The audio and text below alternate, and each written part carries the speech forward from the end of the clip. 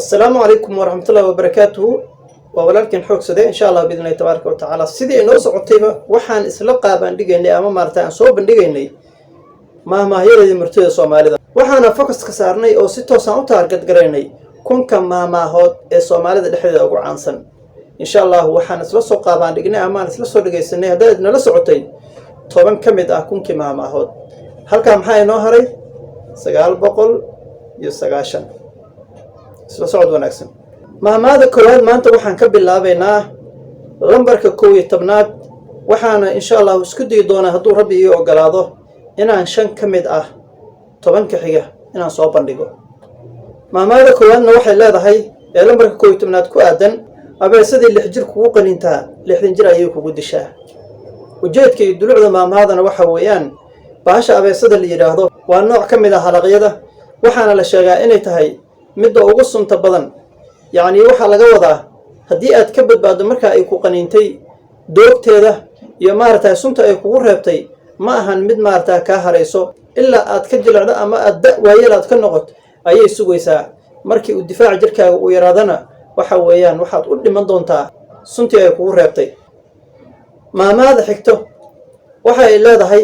abeesa dhul kadbi kugu dishaa wadaadna dad u akeebo kugu dilaa ujeedka ama dulucda maamaadana waxa weeyaan abeesada inta badan waxa la sheegaa hadba dhulka ay ku nooshahay in ay ma garanaysaa ay midabkiisa yeelato ilaa dhulku wuxuu u qaybsan yahay meel gaduuda meel cadaan ah meel dhoobe oo madow ah intaas uu qaybsan yahay haddaba baasha marka waxay samaysaa si ilaa ciidii gashaas hadba meesha ay ku nooshahay ayay maaragtay u eg tahay sidaa darteed marka ciid inta isku ka qarisa ayay sidaa kugu dishaa ereyga xiga oo ah wadaadna dad ayuu kugu dilaa waxa weeyaan macnaheedu wadaadku waxa weeye qofka shakhsinimadiisa ayaa ilaalisa ee ma garanaysaa diintu ma ilaaliso in badan waxaad arkaysaa qof maaragtay diina ilaahay diinta fahamsiiyay misna ma garanaysaa aad iyo aad maaragtay dhaqankiisa iyo wax walba uu xun yahay oo wax walba oo maaragtay qalbigiisa ku soo dhaca inuu sameeyo sidaa darteed marka waxa weeyaan wadaad ahaan intuu maaragtay kugu muuqdo ayuu dantu leeyahay ka gaari karaa marka taasna waxa laga jeedaa maamaada macnaheedana waa sida ayada mid xigta in badan waxaan filayaa inaad qosli doontaan maamaada waxa la yiraahdaa waa maamaha reexamar horta waxa weeye hadii Soomaalidu way gobol badan tahay gobol kasta waxa weeye lahjad gaar ah ama xigmad gaar ah ayuu leeyahay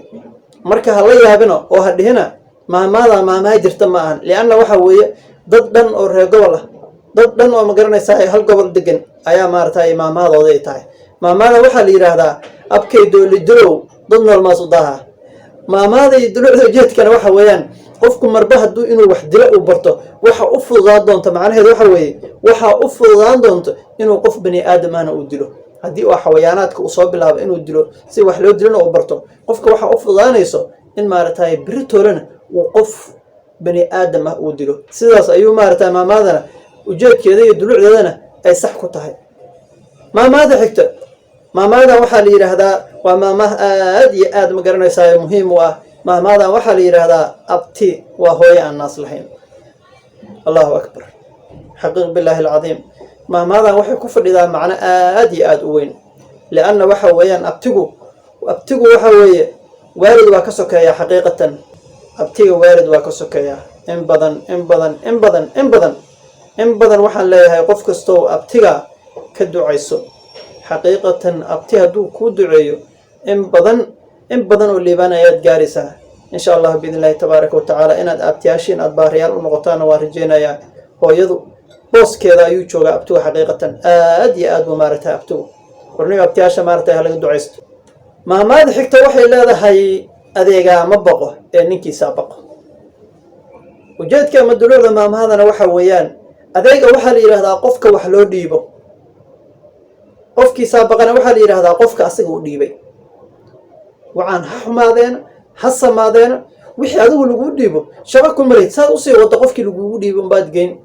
laakiin waxa walwal qabo qofkii dhiibay oo muxuu leeyahay wixii aad dhiibtay ama wax ka dhiman yihiin ama ma garanaysaa aysan habooneen ama wax khalday ama maartay wixii aad dhiibtay wax maartay muhiim aysan hayn waxa weeyaan